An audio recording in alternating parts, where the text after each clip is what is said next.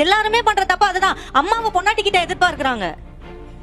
அது கிடைக்காதப்பதான் அம்மா எனக்கு பெருசுன்னு போறாங்க. அம்மா வேற, பொண்டாட்டி வேற. பொண்டாட்டியால அம்மாவை கொடுக்க முடியலன்றது உண்மைதானே? அது எப்படி கொடுக்க முடியும்? உண்மைதானே? அது எப்படி கொடுக்க முடியும்? அம்மா தான் பாசம் அதிகமா வச்சிருப்பாங்க. மனைவியை விட அம்மாவோட பாசம் தான் ரொம்ப அதிகம். ஒரு பொருள், நகை இந்த மாதிரி வாங்கி கொடுத்தா இவங்க சந்தோஷப்படுவாங்க. வந்து யார்? மனைவி. இதே தாய்க்கு பாத்தீங்கன்னா தான் புள்ள நல்லா இருக்கானா, சந்தோஷமா இருக்கானா. இது மாதிரி நீங்க டிகிரேட் பண்ணல. என்ன சொல்றீங்க? பொண்டாட்டி நகை வாங்கி கொடுத்தா பாசமா இருக்கும், அம்மா எது வாங்கி கொடுக்காட்டியும் பாசமா இருக்கும்ங்கறீங்க. பொண்டாட்டி வச்சு அதுதான் உண்மை. வந்து தெரியல அப்ப நான் எவ்வளவு அவர் மேல பாசம் வச்சு. பாசம் இருக்கு இல்லன்னு சொல்ல. வந்து அம்மாவோட பாசத்துக்கு இணை கிடையவே கிடையாது. இப்போ நான் சொல்றேன், டிவியையும் பார்த்து அதுபடியே எல்லாம் அம்மா இருப்பாங்க நீங்க நினைக்கிறீங்களோ என்னமோ தெரியல. Same equal thing. அவங்கள உலகத்திலே எங்க அம்மா தான் பெஸ்ட், அதனால எங்க அம்மாவுக்கு தான் ஃபர்ஸ்ட் பாசம் கொடுப்பேன், அதுக்கப்புறம் மிச்ச மீதி எல்லாம் என் புருஷனுக்கு கொடுப்பேன்னு சொல்ல முடியுதா?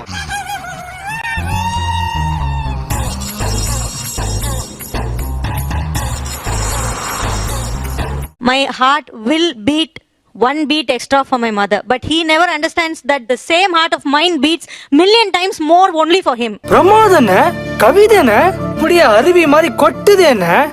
அவங்க அம்மாக்கு ஒரு பீட் தான் அவருக்கு எக்ஸ்ட்ரா துடிக்குது. ஆனா என்னோட மொத்த பீட்டுமே அவருக்காக தான் துடிச்சிட்டு இருக்கு. என்ன எமோஷன்ரா, என்ன எமோஷன். ஒட்டுமொத்த உலகமே உங்க மேல இருக்குங்கறாங்களே. இருக்கு, உண்மைதான். ஆனா அதையும் தாண்டி எங்க அம்மாவுக்குன்னு செய்ய வேண்டிய கடமை எனக்கு இருக்கு இல்லையா? ஓஹோ, அப்படி ஒரு காரணம் இருக்கோ?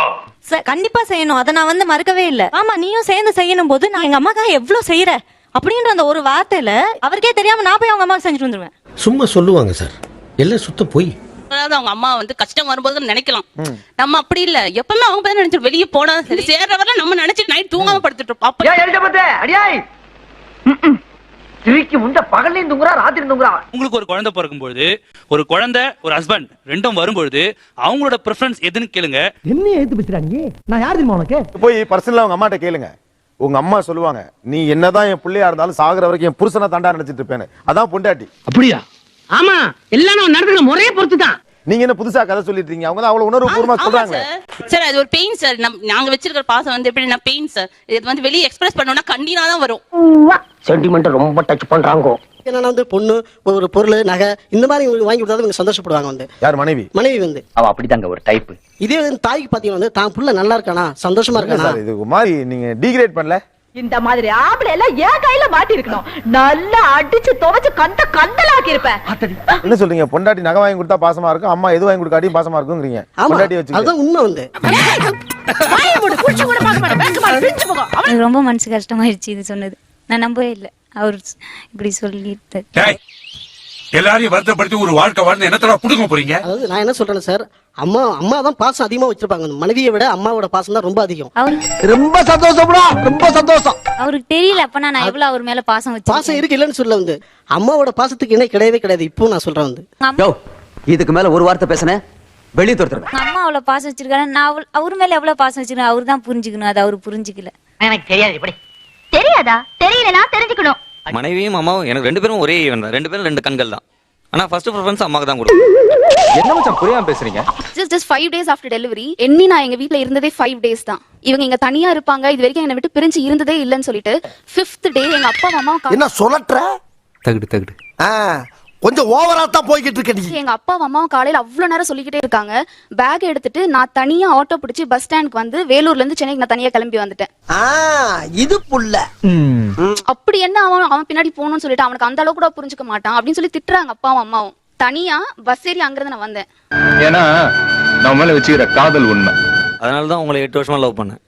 அது சொல்ற வெளி காட்டுங்க. அதுக்கு சபாஷ், பட்டிமன்றத்துல சாலமன் பாப்பையா மாதிரி பேசுற. இந்த ப்ரோக்ராம் அம்மா பாக்கும்போது அவங்க சந்தோஷப்படணும், மகன் எனக்காக பேசியிருக்கான் அப்படின்னு சந்தோஷப்படணும் அப்படிங்கிற அந்த தாட் உங்க மைண்ட்ல ஓடிட்டே இருக்குது. உன்னை நான் ஏதாவது கேட்டேனா? நீ பாட்டுக்கு பேசிட்டே போற. அப்படியெல்லாம் இல்லைங்க. தலைப்பே முதல்ல வந்து தாயா மனைவியா. இல்ல நீங்க தலைப்பு பட்டிமன்றம் கிடையாது. நான் ஒன்னு சொல்றேன் கேளுங்களேன். அவங்க அக்குவேர் ஆணிவர் அவங்க மனசை கிழிச்சிட்டாங்க சார். அதான் உண்மை. யாத்தே ஒரு யானைய வந்து பூனை உரசி பார்க்கணுங்கிறத நினைக்கும் போது நீங்க உங்க மனைவியோடு அன்பாக இருப்பதை எந்த அம்மாவும் இங்க மறுதளிச்சது இல்ல. நீங்க அம்மாவையும் புரிஞ்சுக்க பயப்படுறீங்க, பொண்டாட்டியும் புரிஞ்சுக்க பயப்படுறீங்க. அதுதான் உண்மை. இவன் நம்மள புது ஆங்கில டீல் பண்றானே. எனக்கு என்னமோ நீங்க சினிக்கலா சினிமாவையும் டிவியையும் பார்த்து அதுபடியே எல்லாம் அம்மா இருப்பாங்க நீங்க நினைக்கிறீங்களோ என்னமோ தெரியல. எல்லா பைட்டு இப்படி பைத்தியக்காரத்தனமா இருக்காதே.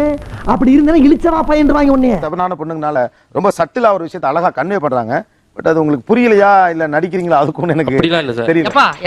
சாமி இந்த பேச்சை இதோட விட்டுருக்க, வேற பேசுங்க மகராசா. இப்போ வந்து அம்மா மேல பாசமா இருக்குன்றதுக்காக மனைவிக்கு வந்து எங்க மேல பாசமே இல்லைன்னு இல்லை. என் மனைவி என் மேல எவ்வளவு பாசம் வச்சிருக்கான்றது எனக்கு ரொம்ப நல்லாவே தெரியும். அப்புறம் ஏன்டா ஏன் போடா போய் துவங்கலேண்டா. இருந்தாலும் அம்மான்றவங்க 5 வருஷமா வந்து வளர்க்குறாங்கன்னும் போது அவங்களுக்கு எங்க கிட்ட இருந்த எதிர்பார்ப்பு இருக்கு அவங்களுக்கு. அதுக்காக தான் நாங்க அந்த மாதிரி பண்றோமே தவிர. உப்பு போட்டு சோறு திங்கிறவன் நன்றி மறக்க மாட்டோம் சார். இந்த குறிப்பிட்ட உரிமை எனக்கு வேண்டும் அப்படின்னு நீங்க எதெல்லாம் நினைக்கிறீங்க? நல்ல வாய்ப்பு தேடி வருது, இதை விட்டா அப்புறம் சான்ஸே கிடைக்காது. அவங்க அம்மா மேல ரொம்ப பாசம் சொன்னார்ல, அந்த பாசம் உரிமை எனக்கும் வேணும், எனக்கும் அந்த உரிமை வேணும். இதை விட என்னங்க கேட்பாங்க? அது பொண்ணு அதுக்கு இருக்க அறிவு உங்க 3 பேருக்கு இருக்கா? 30 வருஷம் வளர்த்தாங்கன்னு சொல்றாங்க. 30 வருஷம் தான் வளர்த்தாங்க. 30 வருஷத்துக்கு மேல நாங்க எல்லாம் லாஸ்ட் வரைக்கும் இருக்க போறது, உங்களுக்காக எல்லாம் பண்றது. நமக்கே நாளைக்கு ஏதாவது நாய் படுத்துட்டா பக்கத்துல உட்காந்துட்டு கண்ணீர் வடிச்சிட்டு பீ மூத்திரம் அள்ள போற ஜீவன் நம்ம பொண்டாட்டி தானே. எல்லாமே வந்து நாங்க தான் அனுபவிக்க போறது, எல்லாமும் நாங்க தான். அதனால அம்மாவை விடவும் ஒரு படி அதிகமா எங்க மேல பாசம் வேணும். அப்படி ஒரு முடிவுக்கு வந்துட்டீங்க. எங்க அம்மா அப்பாவும் தான் எங்களை வளர்த்தாங்க. அவங்க எல்லாம் விட நாங்க உங்க மேல பாசம் எங்களுக்கு வருது இல்ல, ஆனா ஏன் உங்களுக்கு வரல? என்ன சார், ஒரு பொம்பளை மட்டும் தான் செய்யணுமா சார் எல்லாத்தையும்? சார் இந்த பாயிண்ட் எனக்கு பதில் சொல்லுங்க சார். அதை எப்படி சொல்லுவேன், எந்த வாயால சொல்லுவேன்? Same equal thing. அவங்களும் உலகத்திலே எங்க அம்மா தான் பெஸ்ட், அதனால எங்க அம்மாவுக்கு தான் ஃபர்ஸ்ட் பாசம் கொடுப்பேன், அதுக்கப்புறம் மிச்ச மீதி எல்லாம் என் புருஷனுக்கு கொடுப்பேன்னு சொல்ல முடியுதா? என்னடா அது? அம்மாவுக்குன்னு 1 hour நீங்க ஸ்பெண்ட் பண்ணா 5 minutes எங்களுக்கு ஸ்பெண்ட் பண்ணலாம்ல. அடியே மைனா என்னடி சொல்ற? என்ன பார்த்தாடி அந்த வார்த்தை கேட்ட? உங்கள் அம்மாவை விட உங்கள் கணவர் மீது எத்தனை பேருக்கு பாசம் அதிகம்? அம்மாவை விட கூட இருக்கணும்.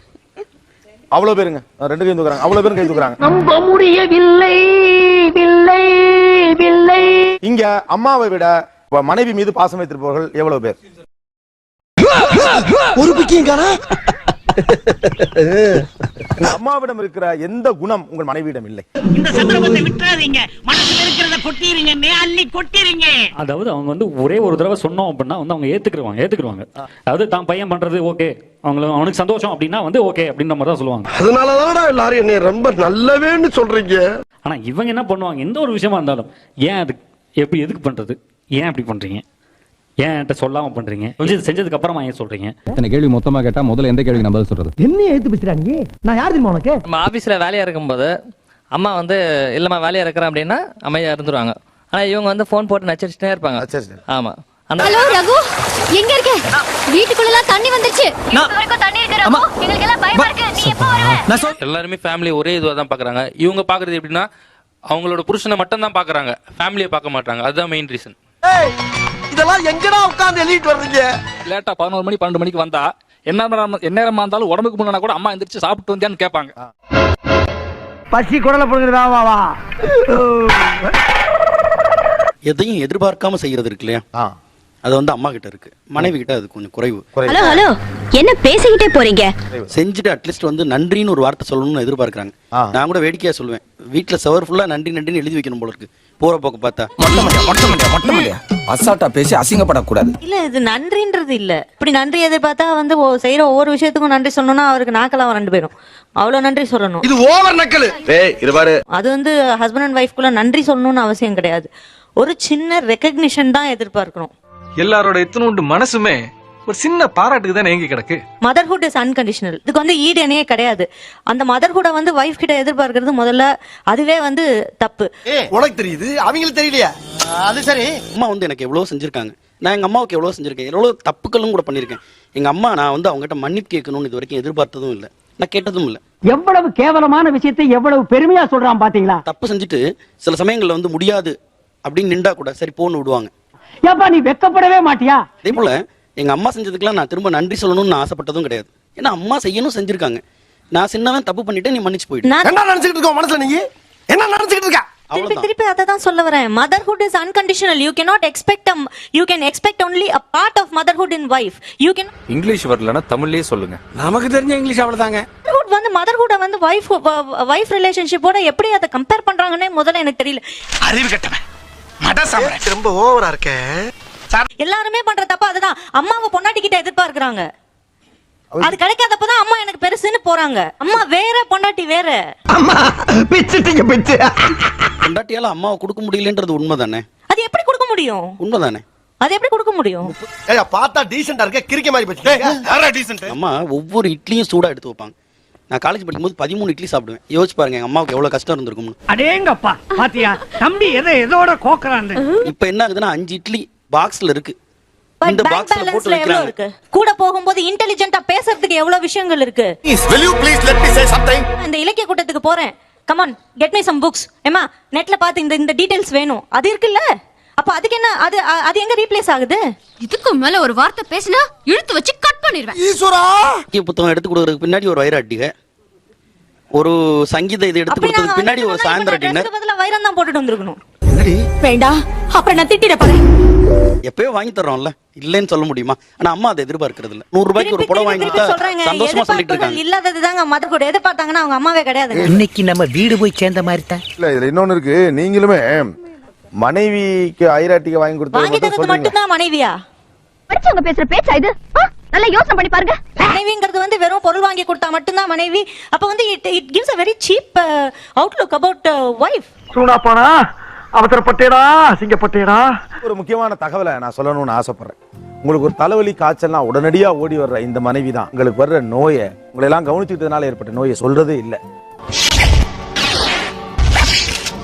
நிறைய லேடிஸ் கேன்சர் வந்து இறந்தவங்க எல்லாம் இன்னும் அப்புறம் சொல்லலாம் கஷ்டத்துல இருக்காங்க, பாவம் அவங்களே 1000 சிரமத்துல இருக்காங்க அப்படின்னு அப்படியே வயிற்று வலிக்கு ஏதாவது சுக்கு கசாயம் சாப்பிட்டு இந்தியாவில் இறந்து போன பெண்களின் எண்ணிக்கை அதிகம். They are such a dedicated people. நன்றி வணக்கம்.